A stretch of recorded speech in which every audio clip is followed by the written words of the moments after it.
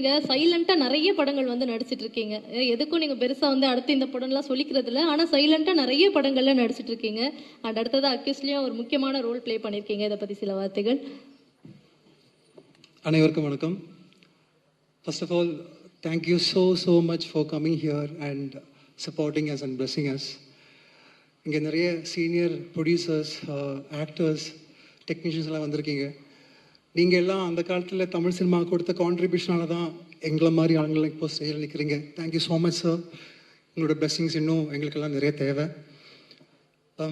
இந்த படத்தில் நான் வர்றதுக்கு முக்கிய காரணம் இந்த படத்தோட எக்ஸிக்யூட்டிவ் ப்ரொடியூசர் சிவா சார் தான். Thank you so much Shiva sir for considering me for this role. And first எடுத்த உடனே பிரபு சார் இந்த கதை சொல்லும்போது I really liked my character in the film. At the same time Udhaya sir's character.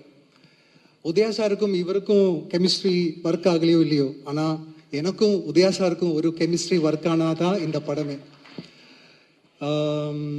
இதில் வந்து நான் வந்து ரொம்ப லக்கி செல்வாஸ் மாஸ்டர் கூட ஒர்க் பண்ணது. பிகாஸ் நான் எப்போவுமே படங்கள் பண்ணும்போது எனக்கு ஆக்ஷனாக ரொம்ப பிடிக்கும். ஸோ இதில் மாஸ்டர் செல்வாஸ் மாஸ்டருங்கிற சொல்லும்போது எனக்கு ரொம்ப சந்தோஷமாக இருந்துச்சு. நரிச்சிலான ஒரு 3 ஆக்ஷன் சீக்வன்சஸ் மாஸ்டர் எங்களுக்கு கொடுத்துருக்காங்க.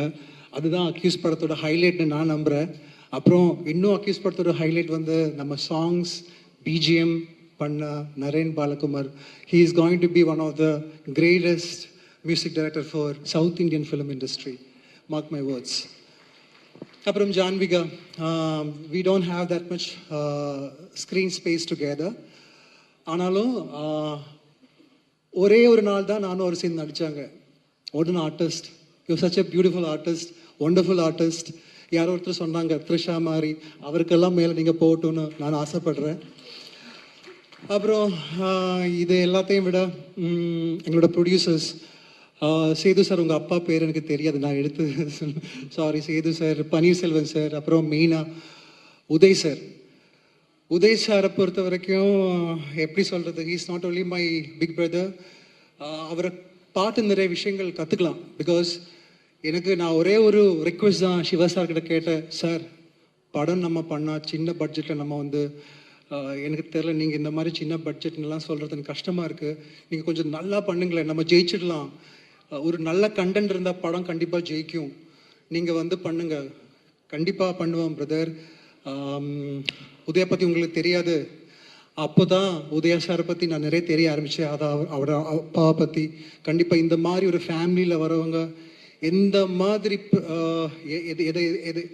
எவ்வளவு அவரால் முடிஞ்ச அளவுக்கு அவர் இந்த படத்தை கொண்டு வாங்கிறது எனக்கு நல்லா தெரியும். ஏஎல் விஜய் சார் அவரோட யங்கர் பிரதர் கூட நான் ஒர்க் பண்ணியிருக்கேன். So I know how much these people are passionate about the films.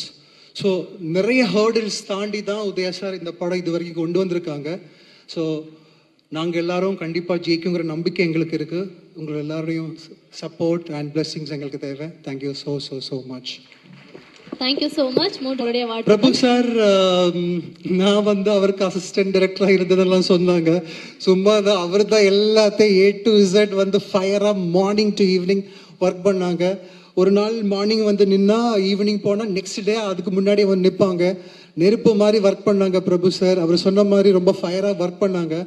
அதே மாதிரி நிறைய this is more over a family for me. Danny bro is like a kid. எப்போவுமே ஒரு phone எடுத்து செல்ஃபியெல்லாம் எடுத்துக்கிட்டு அப்படியே இருக்கும். அப்புறம் பார்த்தீங்கன்னா என்னோட புல்லா ரெட்டி, வெர் இஸ் மை புல்லா ரெட்டி ஓ ஹியர், ஓகே புல்லா ரெட்டி ஓ ஹியர். ஸோ நிறைய ஃபேவரட்டான ஆர்டிஸ்ட் எங்களுக்கு இருந்துச்சு. இன்னும் நிறைய சொல்லணும். அதெல்லாம் வெற்றி விழாக்க வச்சுருக்கேன். See you all there. Super.